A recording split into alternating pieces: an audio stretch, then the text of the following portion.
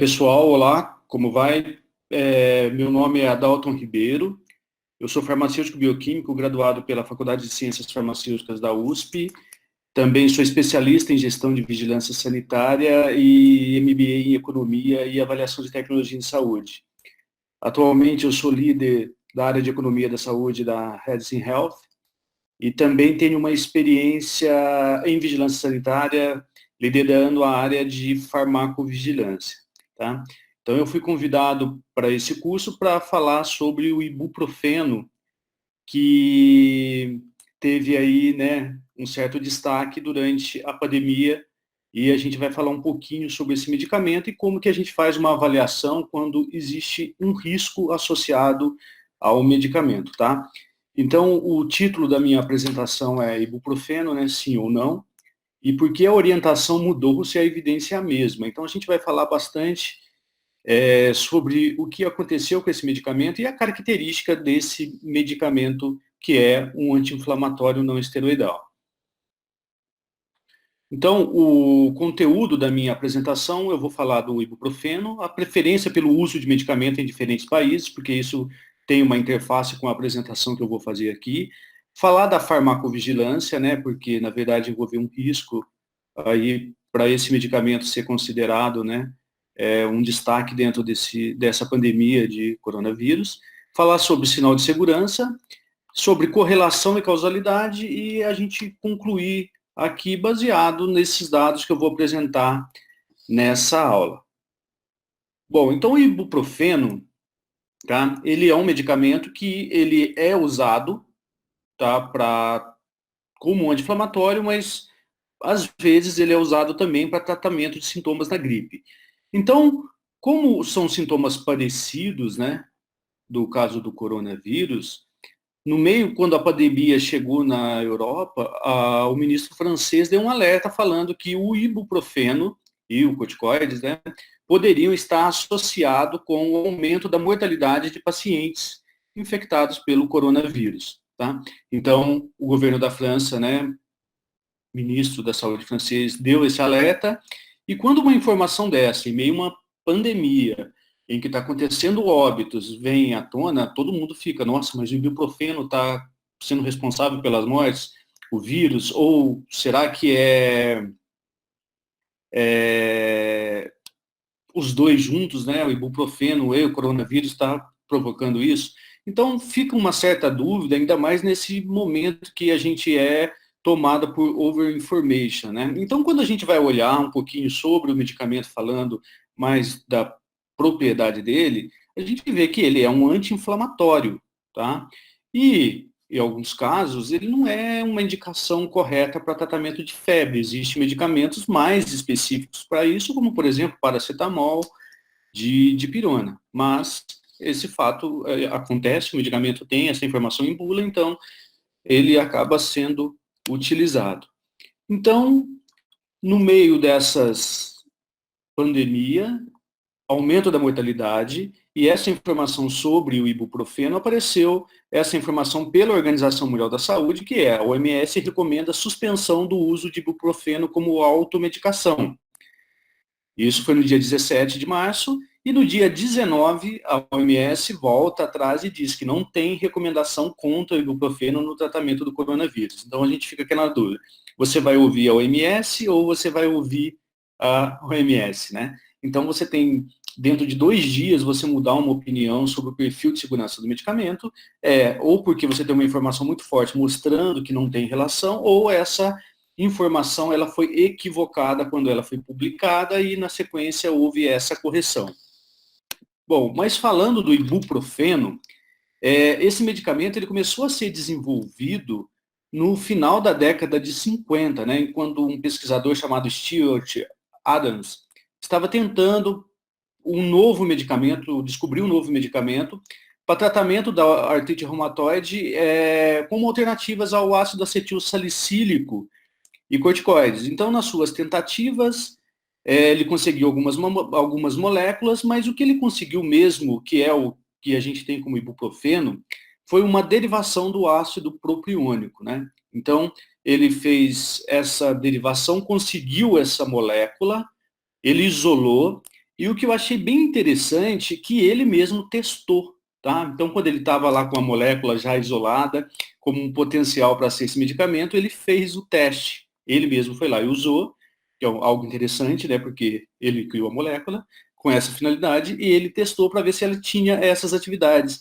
E mais interessante também é que ele usou para tratar a ressaca, né? O que é extremamente justo, né? Ele tratar a ressaca com um medicamento que ele acabou de criar e percebeu que teve um efeito, né? Muito bom. Tá? Então, ele foi considerado o primeiro medicamento dessa classe, que é anti-inflamatório não esteroidal, derivado do ácido propiônico. E tem nessa classe também o naproxeno e o cetoprofeno. Esse medicamento foi patenteado em 1961 e o primeiro registro dele para comercialização foi em 1969, registrado no Reino Unido como Brufen, o nome comercial. Então, a gente tem aí 50 anos de experiência do uso do medicamento ibuprofeno, né? 5 anos depois, em 1974, ele foi registrado nos Estados Unidos, e 6 anos depois desse registro nos Estados Unidos, ele teve, em 1980, ele foi avaliado e viu que era um medicamento eficaz, extremamente seguro e tolerável, e isso tornou-se um medicamento ATC, ou que a gente chama aqui no Brasil de medicamento isento de prescrição. Tá? Então, esse perfil de segurança desse medicamento já é estabelecido há 40 anos, né? Então, é o que a gente chama de medicamento maduro, tá? E só para complementar, a gente também tem o diclofenaco, que é um anti-inflamatório não esteroidal, mas de uma outra classe, que é derivado do ácido acético, né? De substâncias relacionadas. E essa classe teve como precursor a indometacina. Bom, então falando um pouquinho da segurança dos anti-inflamatórios não esteroidais, alguns efeitos já são conhecidos, né? Como, por exemplo, sangramento ou perfuração gástrica, e isso aumenta de acordo com a especificidade, se é mais específico para a COX-1, como, por exemplo, a indometacina, que eu citei há pouco, tem um risco maior para efeito gastrointestinal, e você tem um efeito cardiovascular, que também ele é maior de acordo com a especificidade para a COX-2. A gente tem um exemplo do rofecoxib, que foi retirado do mercado por problemas cardiovasculares durante o processo, a fase pós-comercialização.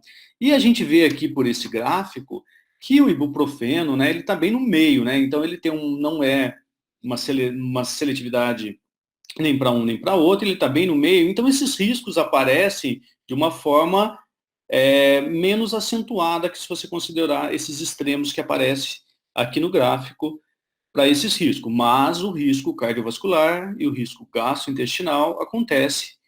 Isso é uma informação que está em bula. E um outro efeito também extremamente importante e que deve ser avaliado com muito cuidado para esses medicamentos é o efeito renal, né? Tá? Porque os anti-inflamatórios não esteroidais, eles produzem, perdão, os rins produzem prostaciclina e prostaglandinas, principalmente a prostaglandina E2, que essas promovem a vasodilatação, facilitando o fluxo sanguíneo renal. E como esses medicamentos, eles inibem a produção dessas prostaglandinas, inibindo a COX-1 e COX-2, você afeta a homeostase dessas prostaglandinas renais. E isso pode resultar em lesão renal aguda, hipercalemia, edema periférico, hipertensão, ganho de peso e outros sintomas. Então, tem um efeito renal importante para a classe desses medicamentos e que deve ser olhado com cuidados em idosos. E idoso é um fator de risco para coronavírus e morreram idosos. E idosos podem estar usando um anti-inflamatório e dentre os anti-inflamatórios pode ser que ele esteja usando o ibuprofeno. Então, com isso, a gente começa a avaliar essa questão de segurança. E olhando ainda para o fator segurança, por coincidência, em abril de 2019, a Agência Nacional de Segurança de Medicamentos, né, da França, ou seja, a Anvisa da França, ela emitiu um alerta sobre o uso de anti-inflamatórios não esteroidais para pacientes com doenças infecciosas. Eles começaram a avaliar que tinha um risco aumentado de infecções para pacientes que usavam anti-inflamatório não esteroidais e especificamente envolveu ibuprofeno e cetoprofeno nessa avaliação de mundo real. E esses dois medicamentos, eles são da classe dos derivados do ácido propiônico, tá? Então, só que a maioria das complicações estava relacionadas ao Streptococcus e ocorreu dentro de 2 a 3 dias após o início da terapia com esse anti-inflamatório não esteroidal.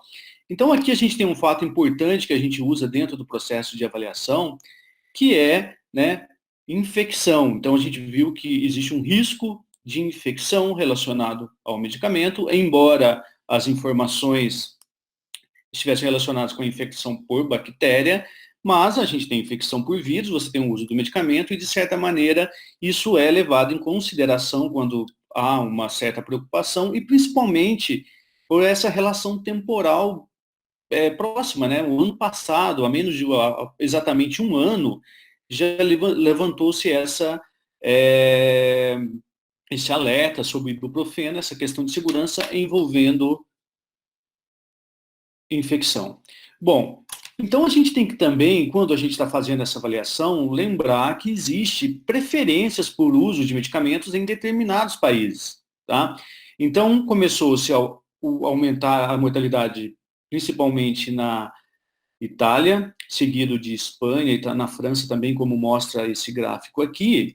E se você tem um perfil de uso de medicamentos naquele país que é diferente de outros, para aquela população que está em risco, isso vai, de certa maneira, ficar evidenciado. Então você começa a perceber que estão morrendo bastante pacientes nessa faixa de idade, e você tem um uso de medicamento, de certa maneira, diferente, ou se usa mais esse medicamento num determinado país. Então você começa a ter algo que a gente vai falar daqui a pouquinho, que é essa correlação, né? Então, em outros tempos, eu acho que foi em 2011, a própria França, ela tirou o medicamento do mercado, a pioglitazona, porque ela associou-se ao aumento do risco de câncer de bexiga, né? Tá? Então, naquele momento, ela viu que tinha muito câncer de bexiga, se usava muito aquele medicamento, mas foi o único país que tomou essa medida, e uma das hipóteses que foi levantada sobre a preferência. Se usava mais esse medicamento lá, provavelmente esse risco pode ter sido evidenciado lá por causa dessa preferência. Bom, então, se você tem o medicamento, você tem a doença e você tem o paciente e você tem um desfecho, a gente vai cair no caso do farmacovigilância. Então, a farmacovigilância, ela é a ciência e as atividades relacionadas à detecção, avaliação, compreensão e prevenção dos efeitos adversos e quaisquer outros problemas associados a medicamentos. Então, nesse caso, a gente estava com esse cenário aqui, um paciente com uma doença, usando o medicamento, e o desfecho foi o pior deles, né, considerando a farmacovigilância, que foi a morte. Então, a gente tem aqui a farmacovigilância entrando na brincadeira, né? Então, a gente tem que avaliar se o medicamento, de certa maneira, possa ter alguma relação com os casos de morte, que é um desfecho avaliado em farmacovigilância como um evento adverso grave. Bom, então a farmacovigilância, ela recebe essas informações e a partir da avaliação individual, você percebe que pode ter um sinal de segurança envolvido. Então, sinal em farmacovigilância é definido como atividade de associar um risco desconhecido a um medicamento novo ou maduro. Embora essa atividade seja bem voltada hoje em dia pelas normas de farmacovigilância para medicamentos novos, a gente nunca deixa o medicamento maduro de fora dessa brincadeira. Então, o ibuprofeno, mesmo sendo um medicamento com experiência de 50 anos de uso, ele não vai ser deixado de lado dentro de uma avaliação de farmacovigilância. Bom, assim a detecção de sinal, ela pode ser qualitativa ou quantitativa, de acordo com o nível de informação que você recebe, tá? E você vai avaliar se também tem fator de risco associado, como grupo de risco, detalhes de gravidade, tempo de uso de duração de medicamento, tudo isso a gente vai olhar para ver se, de certa maneira, tem uma relação que possa estar evidenciando esse sinal. Então, portanto, esse processo parte de uma hipótese e, quando confirmada, é apoiada em vários níveis de evidências científicas e estatísticas, tá? A complexidade desse processo de detecção de sinal não pode ser facilmente capturada de uma definição única e precisa. Então, a gente teve uma informação muito rápida divulgada pela agência francesa ou pelo ministro da Saúde da França, que foi, o ibuprofeno pode estar relacionado. Então, assim, deveria ter tido um tempo maior para ter essa avaliação, para que você coloque uma informação dessa em mídia, principalmente com o alcance, né, global que tem hoje via redes sociais.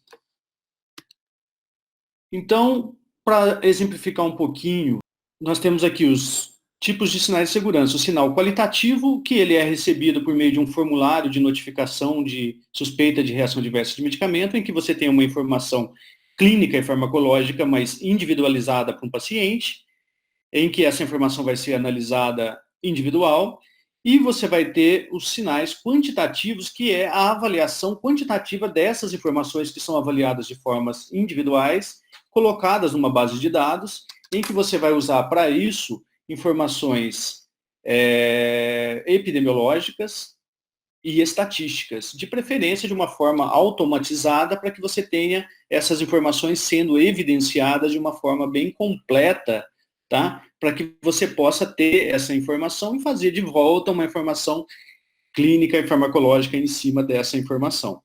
Então, é com essas duas mãos aí que a farmacovigilância, de certa maneira, vai trabalhar para avaliar essa informação. Você tem a evidência clínica e farmacológica e você vai precisar suportar essas informações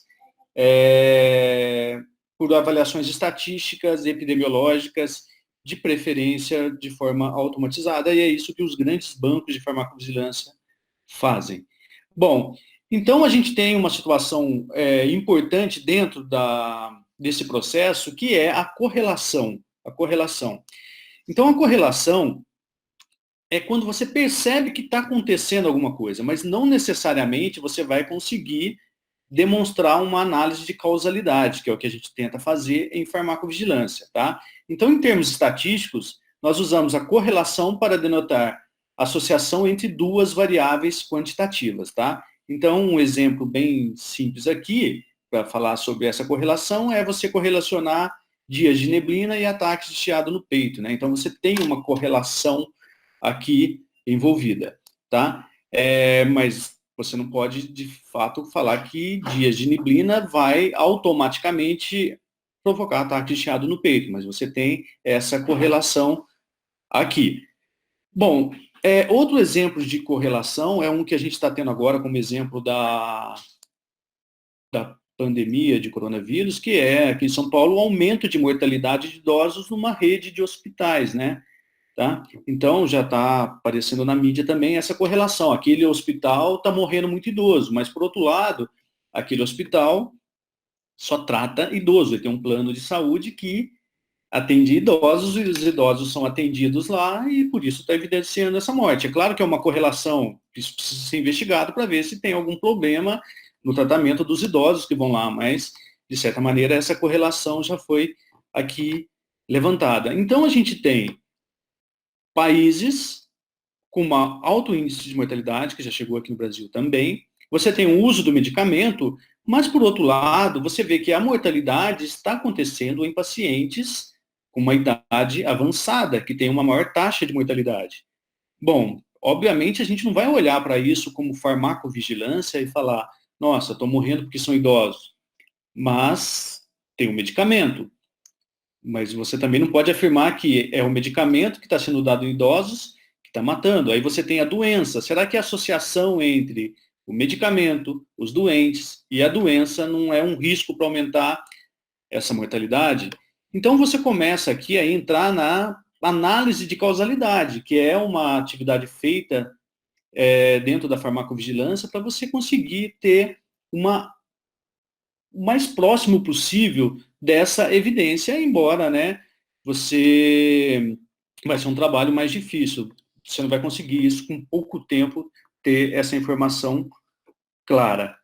Bom, então quando a gente vai fazer uma análise de causalidade, a gente vai mostrar ou demonstrar essa associação de causa e efeito entre dois eventos. Então, novamente, a gente tem o paciente, a gente tem o medicamento, a gente tem a doença, perdão, o medicamento e o desfecho, que é a morte.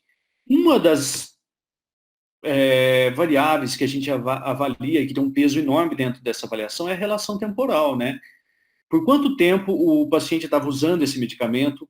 Ele usou agora, quando ele estava com a doença, ou ele usava antes de ter a doença, o coronavírus, e teve esse desfecho de morte. Então, essa relação temporal, ela vai ser fundamental para a gente conseguir fazer uma associação mais entre a causa e efeito de uma forma bem séria e com uma evidência muito boa para a gente conseguir ter essa avaliação no final de todo esse processo. E um outro fator que é também extremamente importante é relacionado às comorbidades do paciente. Então, a gente viu que estava morrendo paciente com coronavírus, idosos com doenças cardiovasculares, diabetes, doença respiratória crônica, hipertensão, câncer. Então, aqui a gente tem algumas comorbidades, e se a gente voltar lá para o comecinho da minha apresentação, nós temos que problema cardiovascular é um risco associado ao anti-inflamatório não esteroidal. Problema respiratório é um problema relacionado à COVID. Hipertensão pode ser relacionado ao ibuprofeno. Então, aqui a gente começa a ter várias comorbidades que, quando a gente vai avaliar uma causa alternativa, também é um fator de confusão, tá? Então, seria importante nós olharmos relação temporal e comorbidades para a gente conseguir fazer uma avaliação correta sobre o risco levantado para esse medicamento. Bom, então a conclusão dessa minha apresentação é que não há, no momento, uma causalidade estabelecida mostrando que o medicamento ibuprofeno é um fator de risco para pacientes diagnosticados com COVID-19. Essa causalidade ela pode ser estabelecida futuramente, avaliando as bases de dados de farmacovigilância e, principalmente, análise das coortes de pacientes infectados e tratados nos sistemas de saúde. A gente viu que lá na China, eles montaram diversas coortes que estão sendo analisadas, então seria interessante os sistemas de saúde, ter acesso a essas informações para que nós possamos futuramente fazer essa avaliação que foi levantada aqui. A gente não pode deixar isso de lado ou que isso morra no fim de uma pandemia, porque essa informação aí existe. Existem diversas opções terapêuticas com indicação para anti-inflamatório e febre, né? Então, não é um medicamento que órfão. Existem outras opções terapêuticas. Então, não é um medicamento que, nossa, e agora? O que vamos fazer se ficar comprovado que o ibuprofeno está associado a esse risco? A gente tem outras opções, então não há o que se temer, embora a gente saiba que existe uma preferência por determinados usos de medicamento. E o mais importante, né, não existe encontrar com a opinião de um profissional de saúde em tempos de over-information, né? Tá? Então, os profissionais de saúde estão aí, a gente está vendo que está todo mundo bem aberto, disponíveis em suas redes sociais para conversar, e qualquer dúvida relacionada a medicamentos, eu acho que nós estaremos às disposições para discutir, não para apresentar uma verdade, mas para discutir aí as evidências e os fatos. Muito obrigado pela atenção e espero ter esclarecido aqui alguns pontos para